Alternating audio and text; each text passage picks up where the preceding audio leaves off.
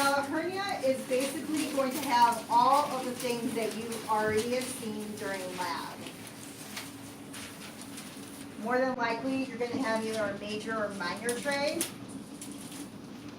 Yeah, that's fine. A major or minor tray. Obviously, I'm not using that one, but just know it's a major or minor tray. Your major or minor tray is going to have your brakes, your Army Navies, your Sens, all your different Richardsons, and then all the basic things on your stringer. Your 6 to 12 Callies, your 6 peons, 6 Cokers, Alice's, all that stuff. So your setup is going to be very similar to what you guys have already been doing. All right. So if we're doing an inguinal hernia on a male, I asked you guys to look this up. We usually use a Penrose drain to isolate and retract this thing. What is that thing? Spermatic cord, yes.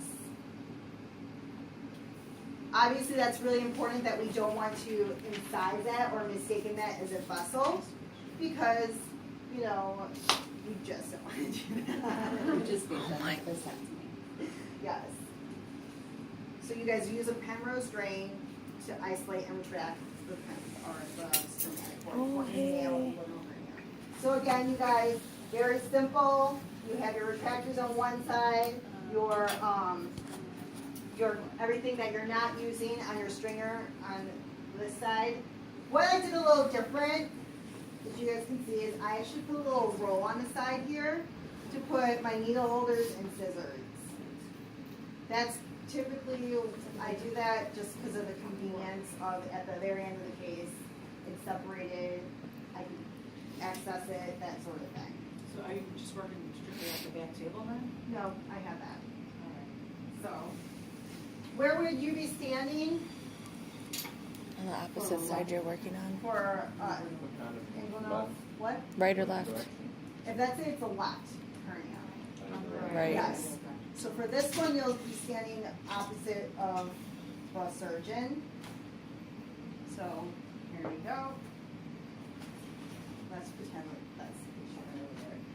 So for those of you guys that weren't in the back here with me, I will tell you that when we do the towel roll, the reason why we have you guys separating your Kellies and your peons, the reason why we do that is because for the easy, to make things easier for you guys to be able to identify, pick up, you know, that particular instrument. But I'm going to tell you, when you guys go to clinicals, everything is condensed like this.